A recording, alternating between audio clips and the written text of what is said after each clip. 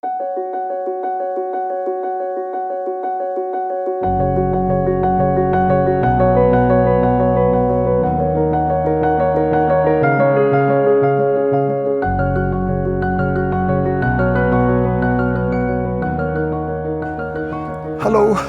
Jim here again. Contrary fuchsia time, once more plant of the week. And this week is a plant that we typically associate with this time of the year. Beautiful long racemes of flowers called the golden rain tree, known botanically as Laburnum cross watereri Vossii. And I'll tell you all about the name and all about the plant during today's little jaunt around Mulgrave Park. I'm Jim. This is the Contrary Fuchsia, and thanks for tuning in. The plant name Laburnum is believed to be an old Greek name for that was used to describe similar trees. The watereri bit is from a nursery in the UK in which is believed it was first bred, and Vossii is a nod to the Dutch nurseryman that bred it. And the cross bit in the middle, and it reads Laburnum cross watereri Vossii, the genus, the species, and the variety. The cross bit means that it was a cross between two species of the same plant, which is Laburnum anagyroides and Laburnum alpinum, and it is grafted onto the rootstock of Laburnum anagyroides, which is a kind of a wild version of it. And the beauty of these kind of plants is that they achieve the best of both worlds, and what a display it gives when it's in flower. I'm blinded now by the sun as I walk around, and I can assure you that that's no complaint after the rain we've had. But the plant family is formerly the Leguminosae family, which is the legume family, which also included plants like peas, beans, chickpeas, all those kind of plants that are massively important to us as a food source, and as a nitrogen fixator in the ground. Things like clover all fix nitrogen into the ground, and they're very important from an agricultural point of view. But from a botanical point of view and a beauty point of view, we also have plants like cytisus and Robinia pseudoacacia, which are also in the Leguminosae family, which is now known as the Fabaceae family. Keep an eye out for that kind of thing. Those kind of things do change.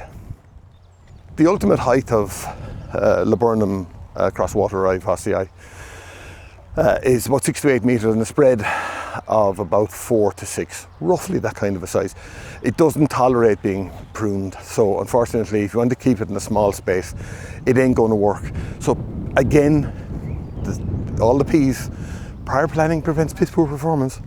You're going to spend about 40-50 euros on this tree. You want a bit of value for it, so put it in the right place so you don't have to cut it back, or you don't need to cut it back. Of course, the most important part of this plant, and the most beautiful part of this plant, are the racemes of flowers. Beautiful, long, pendulous flowers, up to 15, 20, even 30 centimeters. You get them on some plants. It really is special when it's in flower, and it's all over the tree, especially at this time of the year.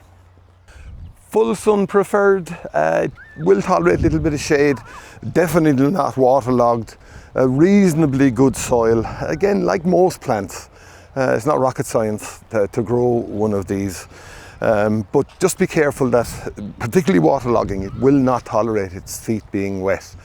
A bit of dampness you may get away with, but definitely not anything that's going to hold water for an extended period of time.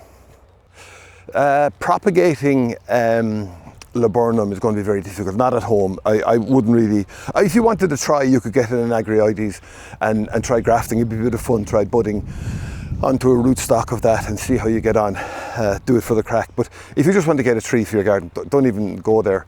Seeds are not true to type at all, and grafting really is the only way you're going to get a proper plant, and that's best done in nurseries. They're experts at it. They have the proper growing conditions. So propagating for the ordinary everyday gardener is probably not going to be an easy thing to do at all. But if you want to have a go, let us know how you get on. Probably the most important thing in terms of putting laburnum into your garden is that it is highly toxic. Every part of this plant is toxic, and it contains a chemical called cystazine, which is a particularly nasty thing, causes diarrhea and vomiting. I'm not aware of any cases where people have died, but it does have the potential to kill somebody. And I suppose if your immune system is already down due to disease, or you may have an existing medical condition, it certainly won't help. So do not eat any part of this plant, especially the seeds. They are probably they are the most toxic part of the plant. There's an argument that you shouldn't have planted this into a garden where there are children present, but honestly, how many times have you seen your child go out and pluck berries off an unknown tree and eat them? The other side of it is you can teach them to recognise poisonous plants if you have them in your garden. And I remember once going to visiting a garden in the UK, and they had recreated a garden of plants that were all poisonous plants, and it was fascinating, beautiful, absolutely beautiful. So there's a huge learning curve there, and to be honest, you need to eat a nice amount of it to make you sick. So would I plant it in my garden if I had children, small children around the place? The answer is, for me, yes. For you, you may think otherwise, and if you do, then that's fine. Gardeners love it because it's it's really beautiful when it's in flower, when you have a tree of it's relatively slow growing. If you had a tree of 5 meters tall, covered in yellow blooms this time of the year, really hails spring, and the yellow that they produce is so bright and vibrant. You can see by the colours that I'm putting up of photos that I took of actual trees.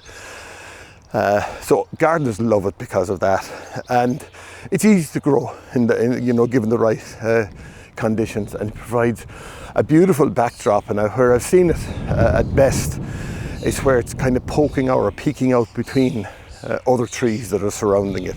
It really stands out, and as a result of that, then it makes everything else stand out. So Laburnum, cross watereri, Vossii.